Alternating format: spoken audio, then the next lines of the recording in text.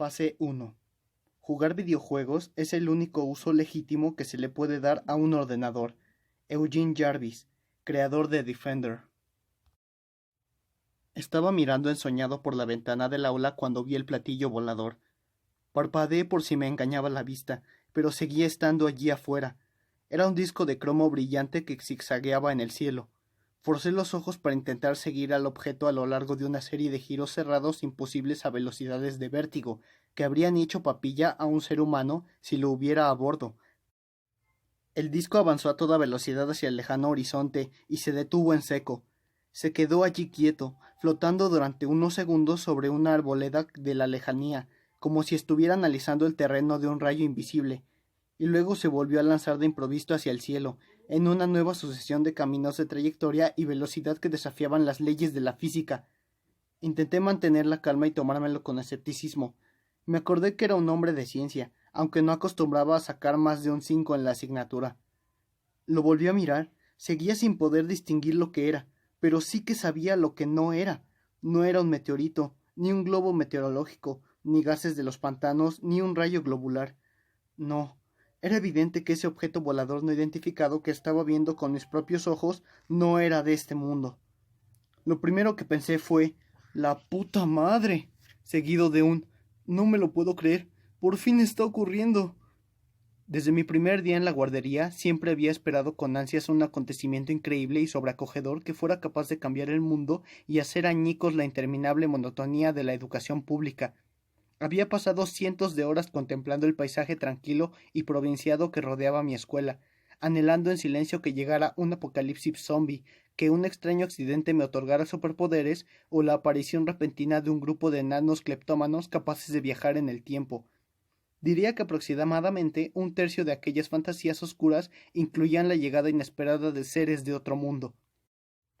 En realidad, nunca esperé que algo así llegara a ocurrir. Aunque los visitantes alienígenas hubieran decidido pasarse por este pequeño y completamente insignificante planeta verde azulado, ningún extraterrestre que tuviera algo de dignidad se plantearía en mi ciudad natal de Beaverton, en Oregón, también conocido como Villa Bostezos, Estados Unidos, como lugar para un primer contacto, no a menos que el plan fuera destruir nuestra pequeña civilización, eliminando primero a los lugareños menos interesantes.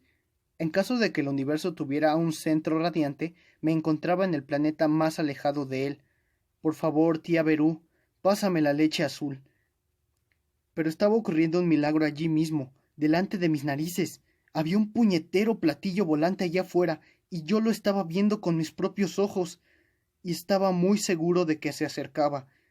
Eché una mirada furtiva por encima del hombro hacia mis dos mejores amigos, Cruz y Dale, que se sentaban detrás de mí, pero ellos seguían encismados discutiendo en susurros y sin mirar por las ventanas.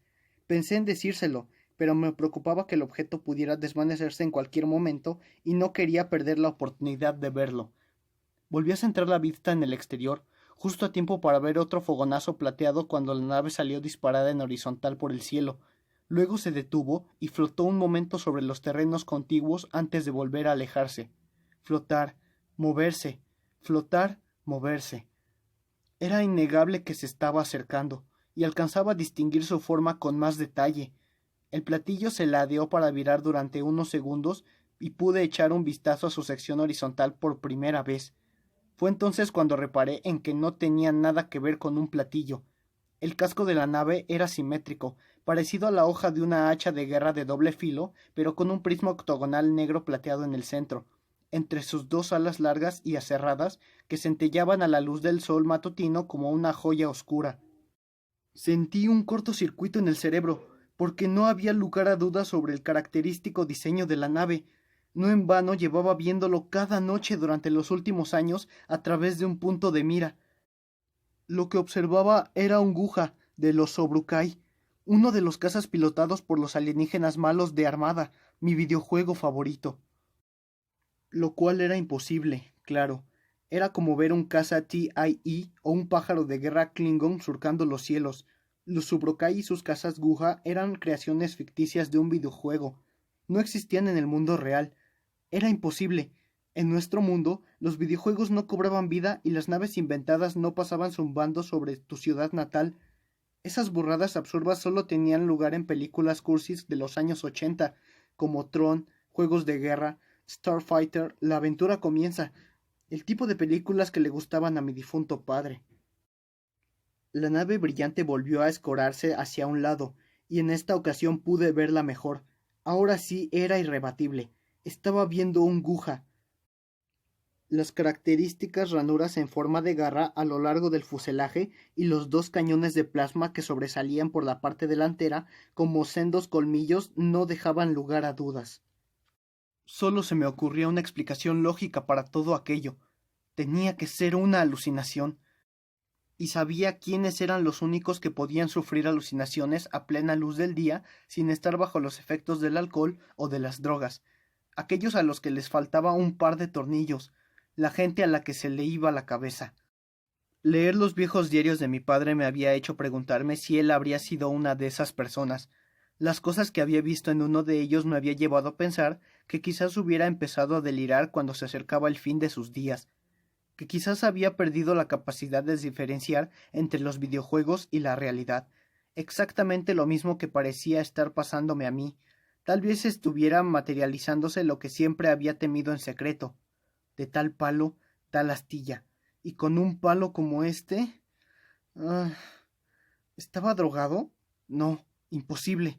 Lo único que llevaba en el cuerpo era unas Pop-Tarts de Kellogg's que había devorado en el coche de camino a la escuela, y echarle la culpa a unas galletas glaseadas que había tomado para desayunar era peor que alucinar con una nave espacial ficticia salida de un videojuego, sobre todo teniendo en cuenta que mi propio ADN era un sospechoso bastante más probable. Me di cuenta de que la culpa era mía. Podría haber tomado precauciones, pero hice justo lo contrario. Me había pasado toda la vida abusando sin control del escapismo y permitiendo que las fantasías se convirtieran en mi realidad. Y ahora, igual que mi padre antes que yo, estaba pagando el precio por mi falta de prevención. Era como si estuviera descarrilando en un tren enloquecido. Casi podía escuchar a Ozzy gritando «Todos a bordo», como al principio de su canción Crazy Train. No lo hagas, me imploré. No te vengas abajo ahora. Solo quedan 2 meses para la graduación. Es la recta final, Lightman. Mantén la calma. Al otro lado de la ventana, el caza aguja volvió a dar un vuelo restante. Vi cómo hacía crujir las ramas al pasar zumbando por encima de la arboleda.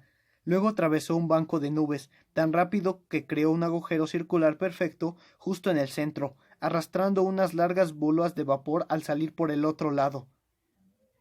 Un segundo después, la nave se detuvo en el aire una última vez antes de lanzarse hacia arriba como una mancha borrosa y plateada, que se desvaneció tan rápido como había aparecido.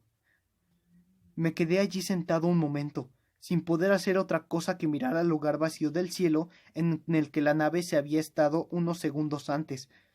Luego eché un vistazo a los alumnos que tenía alrededor. Ninguno de ellos estaba mirando en dirección a las ventanas. En el caso de que el caza aguja hubiera estado de verdad ahí fuera, nadie más lo había visto.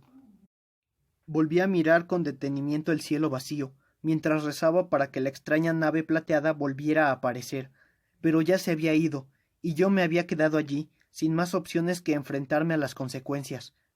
El hecho de haber visto ese caza aguja, o al menos haberlo imaginado, había desencadenado en mi mente un pequeño alud que se estaba empezando a convertir en una avalancha de emociones enfrentadas y recuerdos inconexos, todos ellos relacionados con mi padre y con aquel viejo diario que había encontrado entre sus cosas. La verdad es que ni siquiera estaba seguro de que fuera un diario. Nunca me lo había leído entero, ya que me perturbaban sus contenidos y lo que parecía implicar sobre el estado mental del autor.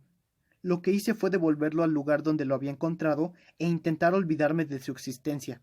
Y había tenido éxito, hasta hacía tan solo unos segundos. Pero ya no podía pensar en otra cosa. Sentía el deseo repentino de salir corriendo de la escuela, conducir hasta casa y volver a tomarlo. No me llevaría mucho tiempo. Vivía a pocos minutos de allí. Eché una mirada a la salida y al hombre que estaba vigilando, el señor Siles, nuestro anciano profesor de matemáticas. Llevaba el pelo canoso rapado, unas gafas de pasta gruesas y la misma vestimenta monótona de siempre, mocasines negros, pantalones negros, una camisa blanca de vestir de manga corta y una corbata de clip negra. Llevaba dando clases en mi escuela desde hacía 40 años, y las viejas fotos de los anuarios escolares que se podían encontrar en la biblioteca demostraban que siempre había lucido con el mismo conjunto retro. El señor S., que por fin se jubilaba aquel año, y menos mal, ya que sudaba tanto que tenían que habérsele secado las glándulas en algún momento del siglo pasado. Ese mismo día se había pasado los primeros 5 minutos de la clase poniéndose deberes, y luego nos había dado el resto del tiempo para hacérnoslos.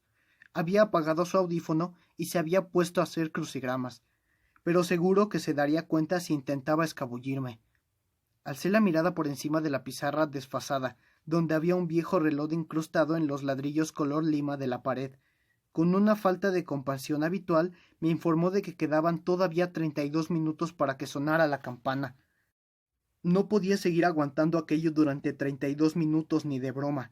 Después de lo que acababa de ver, sería un milagro contenerme 32 segundos siquiera. A mi izquierda, Douglas Notcher ya estaba enfrascado en su humillación diaria a Casey Cox, el chico tímido y con acné que había tenido la desgracia de sentarse delante de él. Notcher solía limitarse a blandir insultos verbales contra el pobre chico, pero ese día había decidido ponerse clásico y lanzarle pelotitas de papel empapadas de saliva.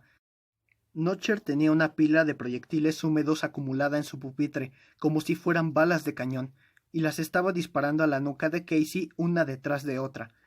El pelo del pobre chico estaba inundado con los lapos de los ataques anteriores. Algunos amigos de Notcher estaban viéndolo todo desde el fondo del aula y se reían con disimulo cada vez que estampaba otro proyectil en Casey, lo que lo alentaba a continuar. Me ponía de los nervios ver cómo Notcher abusaba de Casey de aquella manera, y sospecho que esa era una de las razones por la que Notcher se divertía tanto haciéndolo. Sabía que yo no podía hacer absolutamente nada al respecto. Miré al señor Sayles, pero el profesor seguía ensimismado en su crucigrama y no se estaba enterando de nada, como siempre. Algo de lo que Notcher se aprovechaba a diario, y a diario también yo tenía que resistir el impulso de hacer que se tragara sus dientes. Doug Notcher y yo habíamos conseguido evitarnos el uno al otro con bastante éxito desde el incidente que tuvo lugar a principios de secundaria, hasta que el cruel destino nos había juntado en clase de matemáticas, y sentados en asientos contiguos, para colmo. Era como si el universo quisiera que mi último semestre en el instituto fuera lo más infernal posible. Eso también explicaría a Ellen Adams, mi exnovia, que estuviera también en la misma clase. 3 asientos hacia la derecha y 2 por detrás, justo en el límite de mi visión periférica. Ella era mi primer amor, y habíamos perdido la virginidad juntos. Habían pasado ya 2 años desde que me dejó por uno del equipo de lucha libre de un instituto cercano. Pero cada vez que veía esas pecas en el cabellete de su nariz, o que la miraba quitándose de la cara los rizos pelirrojos, se me volvía a partir el corazón. Solía pasarme la jornada lectiva entera intentando olvidar que estaba en el aula. Verme forzado a sentarme entre mi mayor enemigo y mi exnovia todas las tardes había hecho que la clase de matemáticas de ese curso se convirtiera en mi propio Kobayashi Maru, una situación hipotética brutal e imposible de superar, diseñada para poner a prueba mi resistencia emocional. Por suerte, el destino había equilibrado un poco la ecuación de pesadilla al poner en la clase a mis 2 mejores amigos. Si Cruz y Dale no estuvieran tan bien, seguro que me habría vuelto majara y empezado a desvariar a tope a mitad de la primera semana. Eché de nuevo la vista hacia atrás hacia ellos. Dale, que era alto y delgado, y Cruz, que era bajo y fornido, compartían el mismo nombre de pila, Michael. Llevaban desde la primaria llamándolos por sus apellidos para evitar confusiones. Los 2 Mikes seguían enfrascados en la misma conversación susurrada de antes de que se me subieran las nubes y empezara a ver cosas. Un debate sobre cuál era la mejor arma cuerpo a cuerpo de la historia del cine. Intenté volver a concentrarme en sus voces. Ardor en realidad no era una espada, estaba diciendo Dale. Era más como un cuchillo de mantequilla para hobbits que brillaba en la oscuridad y que se usaba para untar mermelada en los bollos, el pan de lemas y cosas así. Cruz puso los ojos en blanco. Tu pasión por la hierba de los medianos sin duda ha enturbiado tu mente, citó. Ardor es una daga élfica forjada en Gondolin durante la Primera Edad. Podría cortar cualquier cosa. y su hoja brilla cuando detecta la presencia de orcos o trasgos en las inmediaciones. ¿Qué puede detectar Mjolnir? ¿Acentos de mentira y melenas con mecha? Tenía muchas ganas de contarles lo que acababa de ver, pero aunque fueran mis mejores amigos, no había forma humana de que me creyeran. Seguro que lo habrían considerado otro síntoma de la inestabilidad psicológica de su colega Zack, y quizá tuvieran razón. Thor no necesita detectar a sus enemigos para poder ir corriendo a esconderse a su pequeño agujero hobbit, susurró Dale. Mjolnir tiene el poder suficiente como para destruir montañas, y también puede lanzar descargas de energía, crear campos de fuerza e invocar al relámpago. Además, el martillo regresa siempre a la mano de Thor después de lanzarlo, aunque tenga que destrozar un planeta entero para hacerlo, y Thor es el único que puede levantarlo, concluyó mientras se reclinaba en su asiento. Amigo, Mjolnir es una navaja suiza mágica de mierda, dijo Cruz. Es hasta peor que el anillo de Linterna Verde. En cada número de los cómics dan un nuevo poder al martillo para que Thor pueda hacer un apaño estúpido y salir del embrollo en que lo han metido, y que sepas que muchos otros lo han empuñado, hasta Wonder Woman en un crossover. Búscalo en Google, tu argumento es inválido de él. Con toda probabilidad, yo habría elegido a Excalibur, tal y como aparece en la película del mismo nombre, pero no tenía fuerzas para unirme a la discusión. En vez de eso, pasé a observar a Notcher, que estaba a punto de lanzar otra gigantesca pelota empapada en saliva a Casey. Le dio justo en la nuca mojada y luego cayó al suelo, donde se unió a la pila pastosa de proyectiles que habían sido disparados. Casey se puso rígido, como esperando un segundo impacto, pero no se dio la vuelta. Lo único que hizo fue hundirse en la silla mientras su torturador preparaba otro bombardero de saliva. Era obvio que tenía una conexión entre el comportamiento de Notcher y el borracho abusador que tenía por padre, pero en mi opinión eso no justificaba su sádico comportamiento. Yo también había tenido problemas familiares y no iba por ahí arrancándole las alas a las moscas. Por otra parte, sí que tenía ligeros problemas para controlar mi ira y un caso de violencia relacionado con ellos, ambas cosas documentadas y registradas en el sistema de educación pública. Ah, sí, y también estaba eso de alucinar con naves espaciales alienígenas salidas de mi videojuego favorito. Así que quizás no me encontraba en la mejor posición como para juzgar la cordura de los demás. Miré al resto de compañeros de clase. Todos los que había a mi alrededor estaban mirando a Casey y preguntándose si aquel sería el día que por fin plantaría cara a Notcher. Pero Casey no hacía otra cosa más que mirar al señor Sayles, que seguía enfrascado en su crucigrama, ajeno al tremendo drama adolescente que estaba teniendo lugar justo delante de él. Notcher lanzó otra pelotilla y Casey se hundió todavía más en su asiento, casi como si se quisiera fundir con él. Intenté hacer lo mismo que llevaba haciendo todo el semestre. Intenté controlar mi ira, centrar la atención en cualquier otra parte y no meterme en los asuntos de los demás, pero no podía contenerme, y no lo hice. Ver cómo Notcher atormentaba a Casey mientras los demás alumnos se quedaban sentados mirados no solo conseguía que me odiara a mí mismo, sino también al resto de la especie humana.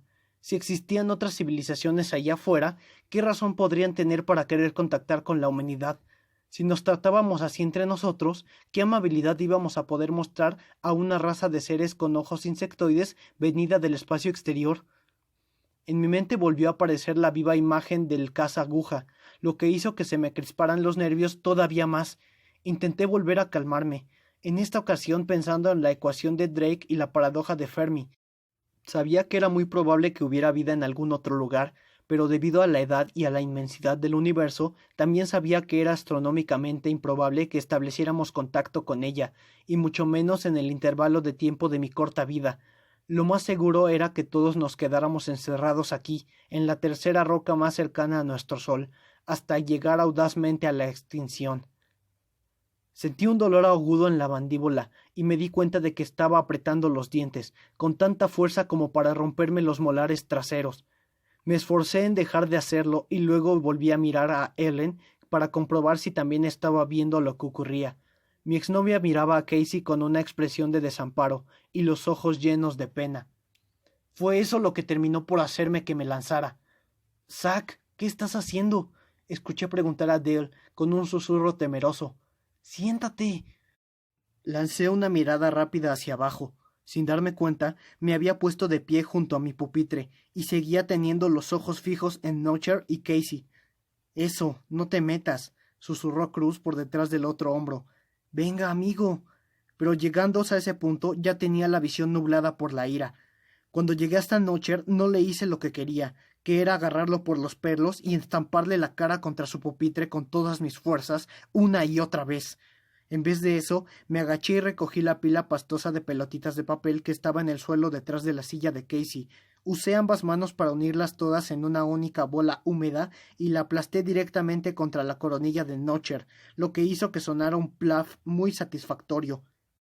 Notcher se levantó de un salto y se giró para encarar a su agresor, pero se quedó inmóvil cuando vio que era mi cara la que le devolvía la mirada. Abrió los ojos de par en par y dio la impresión de palidecer un poco. Un grito general de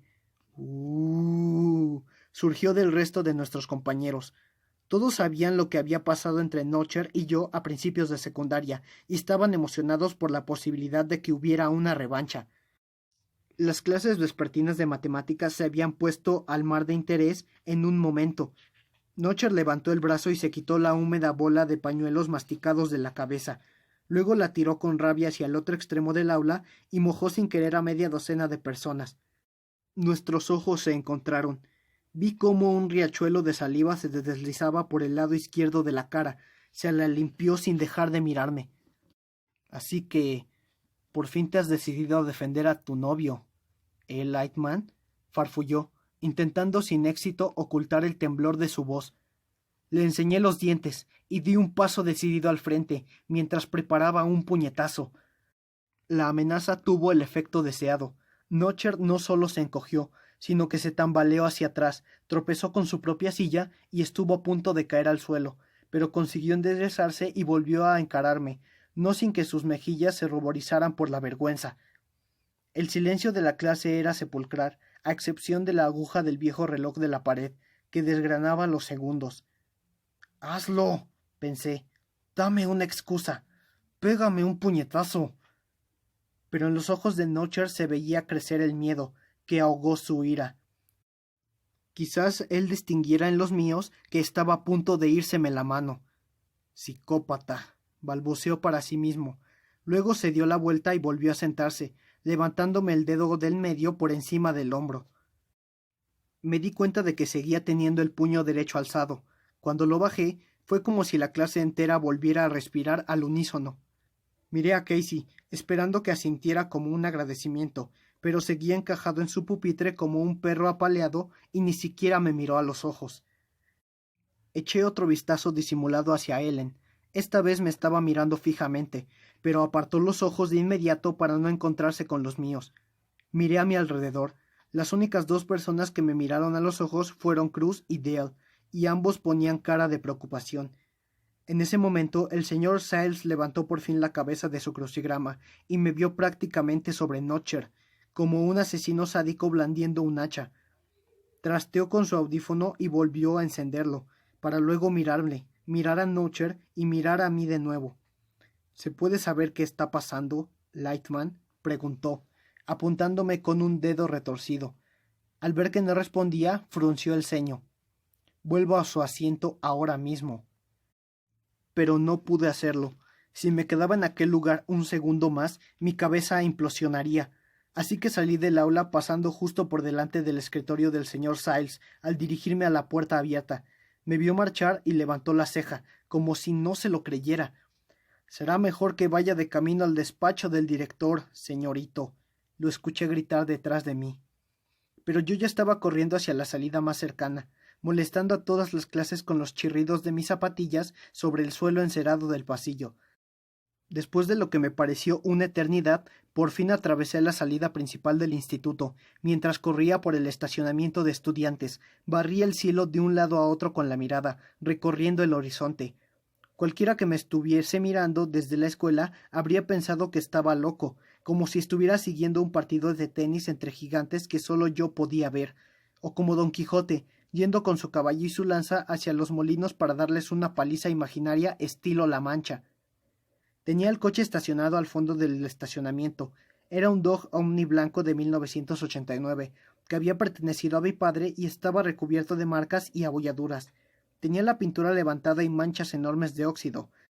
Había permanecido abandonado debajo de una lona en nuestro garaje durante toda mi infancia, hasta que mi madre me había entregado las llaves en mi 16º cumpleaños. Había aceptado el regalo con sentimientos encontrados, y no solo porque fue una monstruosidad oxidada que funcionaba a duras penas, también era el lugar en el que me habían engendrado, y casualmente mientras estaba estacionado justo donde yo lo había dejado por la mañana. Era un dato desafortunado que se le escapó a mi madre un día de San Valentín, después de mucho vino y de uno de sus múltiples visionados de Un gran amor. Lo de In vino veritas era doblemente cierto en el caso de mi madre cuando había una película de Cameron Crowe de por medio. En cualquier caso, el ovni había pasado a ser de mi propiedad. La vida es cíclica, o eso dicen, y una basura gratis es una basura gratis, sobre todo para un chico de instituto sin planca. Lo único que tenía que hacer era no imaginarme a mis padres adolescentes montándoselo en el asiento de atrás mientras Peter Gabriel les canturreaba a través del reproductor de cintas. Sí, el coche tenía un reproductor de cintas y seguía funcionando. Me había comprado un cable adaptador para poder poner canciones desde mi teléfono, pero prefería seguir escuchando las viejas cintas de mezclas de mi padre. Sus grupos favoritos también se habían convertido en los míos. ZZ Tops, AC/DC, Van Halen, Queen, etc. Encendí el grandioso motor de 4 cilindros del OVNI y la versión de Get It On de Bang a Gong de The Power Station comenzó a retumbar por los altavoces cascados. Pisé a fondo para llegar a casa lo más rápido posible, serpenteando a través de las siniestras y laberínticas calles provincianas a una velocidad que no era muy recomendada, sobre todo porque me pasé la mayor parte del trayecto mirando hacia arriba en lugar de a la carretera que tenía delante. Seguía siendo media tarde, pero una luna casi llena podía divisarse ya en el cielo, y atraía una mirada una y otra vez mientras seguía inspeccionando las alturas. Eso casi hizo que me saltara 2 señales de alto, y después que faltaran solo unos centímetros para que un todoterreno me embistiera desde un lado cuando me salté otro semáforo en rojo. Después de eso, encendí las luces de emergencia y conduje los últimos kilómetros hasta casa a paso de tortuga, sin dejar de estirar el cuello por fuera de la ventanilla para mirar el cielo.